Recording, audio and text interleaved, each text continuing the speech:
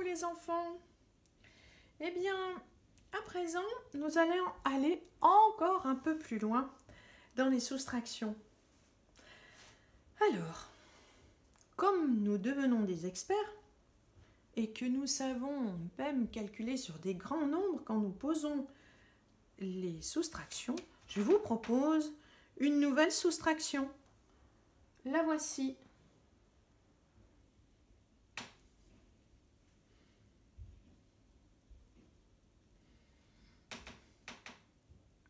Allons-y. 362 moins 134. On y va. On commence par les unités. 2 unités moins 4 unités. Ah! Alors là, il y a un problème à résoudre. 2 unités moins 4 unités, je ne peux pas. Pourtant, je vérifie. 362, c'est plus grand que 134. Donc, j'ai bien posé ma soustraction bien correctement. 362 moins 134. Le plus grand nombre moins le plus petit. Pourtant, je me retrouve avec ce problème. 2 moins 4, je ne peux pas. Si j'ai 2 bonbons, je ne peux pas en manger 4. Si j'ai 2 stylos, ben je ne peux pas en ranger 4 dans ma trousse. Alors, comment faire? On avait vu que on pouvait s'arranger avec la soustraction. On pouvait trouver des trucs qui nous aidaient à calculer. Vous vous rappelez? On pouvait transformer un nombre pour qu'il devienne 10 par exemple. Il suffisait de garder en tête que l'on devait ajouter le même nombre à chacun des 2 termes ou chacun des 2 nombres de la soustraction.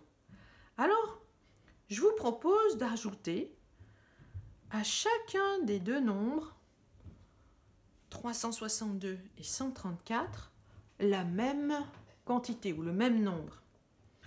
Alors par exemple, si je rajoute une unité à chacun des 2 nombres, d'accord? Si je rajoute une unité à 2, si je rajoute une unité à 4, ça fait 3 moins 5, ça ne m'aide toujours pas, n'est-ce pas? Si je rajoute 2 unités à chacun, je sais que le résultat sera le même que l'opération du début, mais ça ne m'aide toujours pas. 4 moins 6, je ne sais pas faire. Ah, mais nous avons une autre astuce. Nous pourrions dire que nous ajoutons non pas 1, non pas 2, non pas 3, mais 10 unités. 1, 2, 3, 4, 5, 6, 7, 8, 9, 10 unités. Pourquoi je veux ajouter 10 unités, d'après vous?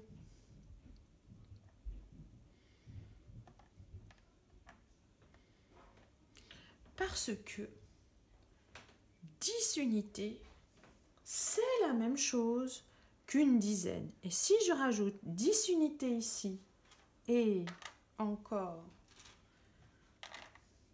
1, 2, 3, 4, 5, 6, 7, 8, 9, 10, et encore 10 unités ici, alors, pardon,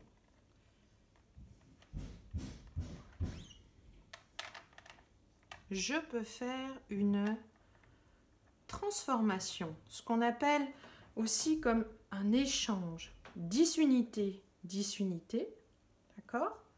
Je peux remplacer ces 10 unités par une dizaine. Et alors, je ne calcule plus 12 moins 14, non! Je peux le remplacer par une dizaine. Et la dizaine, la mettre avec les dizaines. Ici, tiens. Avec les 3 dizaines qui se trouvent là. Alors, on y va? Du coup, maintenant, j'ai 10 plus de 12. 12 moins 4. 12 moins 4, ça fait Oui, c'est ça. 8, très bien. Et puis maintenant, je vais compter, mais cette fois-ci, dans la colonne des dizaines. Ici, j'ai 6 dizaines. Et ici, j'ai plus 3 dizaines. J'en ai combien? 3 et puis encore une. 4 dizaines. Donc 6 dizaines moins 4 dizaines. C'est ça. Ça nous fait 2 dizaines. Je regarde maintenant mes centaines. 3 centaines moins une centaine. Il reste 2 centaines. Et voilà. Grâce à cet échange, j'ai pu faire cette soustraction. Vous en voulez une autre? Allez, on en fait une autre.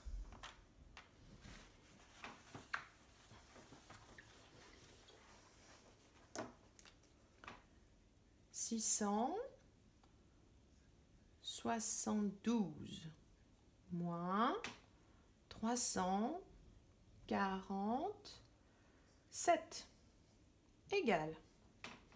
Je pose la soustraction.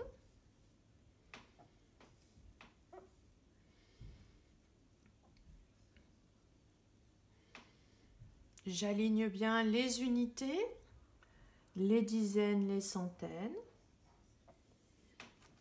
Et j'y vais. 2 unités moins 7 unités, je ne peux pas. Mais j'ai mon truc. Je viens là et je rajoute mes 10 unités. Alors on y va. 1, 2, 3, 4, 5, 6, 7, 8, 9, 10. Oui, mes 10 unités. Et je sais qu'il faut que je rajoute aussi 10 unités ici. Mais je sais aussi que 10 unités, c'est une dizaine. Alors, je n'ai qu'à rajouter une dizaine dans les dizaines. Et je peux calculer 12 moins 7 égale 5. Et je continue. 7 moins... Ah, ce n'est plus 4 tout seul. Il y a cette dizaine en plus. Donc 4 dizaines plus encore une dizaine. 7 moins 5 égale 2. 6 moins 3 égale 3. Et maintenant, j'ai trouvé mon résultat. À vous de vous entraîner.